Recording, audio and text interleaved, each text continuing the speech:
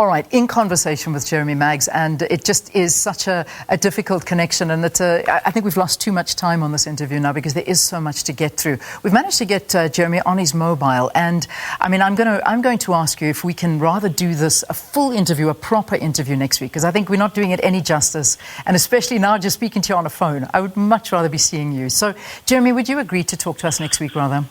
Riaan, I'm looking forward to it, and as I said to you, I've been double vaccinated. Now I'm very lucky, so I'm even happy to come in if you allow me into the building. Yeah. I did used to work there, you know, so I know my way around. You do know your way around here.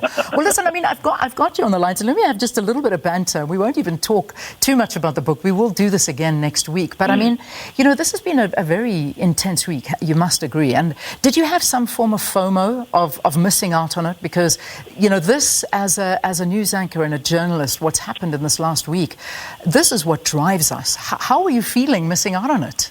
So let me say two things, Riaan. First of all, I learned what FOMO meant just a few weeks ago. So yes, I did have a fear of missing out. Unquestionably, I think that there are certain big stories that come across a journalist's desk every once in a while, and unquestionably, this insurgency, this attempted insurrection was a massive story in South Africa's firmament. There's no doubt about that. Yes, I did. But having said that, I think that the job that the SABC did was absolutely fantastic, because the point of a story like this is not to get the talking heads all the time, but it's to get onto the ground and to talk to people. Mm-hmm. And I think that you guys managed that magnificently.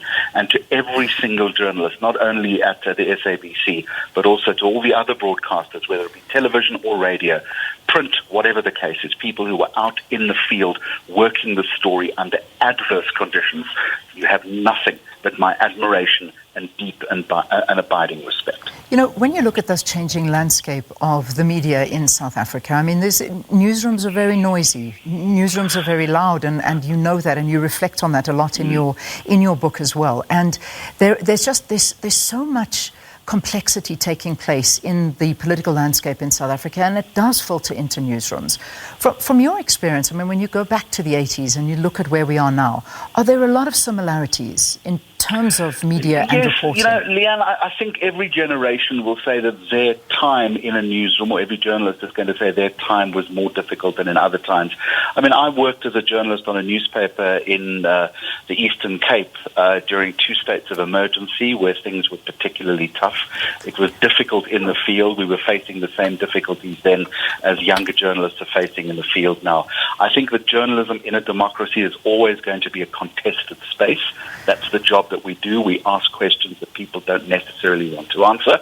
All I can say is the secret to this is to keep plugging away, asking those difficult questions, and dealing with the adversity as much as possible. The one thing I do want to say, and I know that you've got an eye on the clock, and so do I, is that I think that the approach to mental health in newsrooms now is a lot better than in the 1980s. It's absolutely critical that people, particularly those who've been in the field, are dealt with sensitively, and that they are debriefed when they come back. I'm seeing a lot more of that happening. You know, you touch on something quite important. Amazingly, I was walking out of the building and I was chatting to one of my colleagues, one of the reporters, a top reporter here at the SABC, walking in, and they were relaying a story to me that just in from last week, they had visited the wellness center about 3 times, and that's based here at the SABC, because they were just not handling with what they were seeing.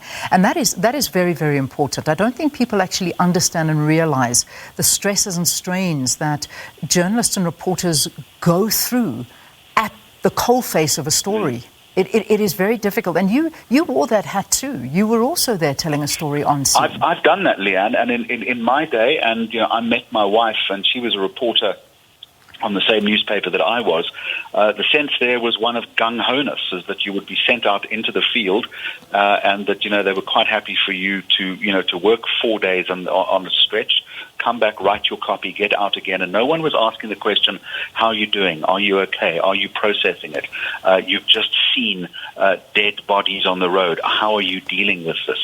I think that, as I've said to you, I think things are being dealt with a whole lot better in that respect. But let me say one thing, is that no story is worth a journalist losing their life. Yeah, and you speak about that as well, and perhaps hearing it from someone in your newsroom is what really shook you. I'm going to pause and leave it, because I know we're going to speak about this book going forward. We haven't even touched on the book. It was just really talking to you and how you're doing right now. But thanks for your time, and again, we'll be in touch. We'll arrange this for next week when maybe the weather's better and the connection. Fantastic. Riaan, to you and Sakina, thank you very much. Thanks, Jeremy. Thanks very, very much. All right, apologies we couldn't get that one to you properly, but it was nice to hear his voice at least and just see. But we'll talk about his book. We'll pick up that interview next week. And the title, My Final Answer. My Final Answer. Remember Who Wants to Be a Millionaire? Who Wants to Be? I love that show. I know, me too. So love that show. We started watching reruns of Who Wants to Be a Millionaire. Now, not so much the South African one. I don't think we have access to that, but the American and the UK one, we watched those ones. But we had even the South African one. I love that one. I just want to watch a rerun of it, though. I don't know if we can find it. Absolutely. But we'll chat to Jeremy next week. Yeah, I'm out of here. Phoenix tomorrow. Yeah. You take care of yourself.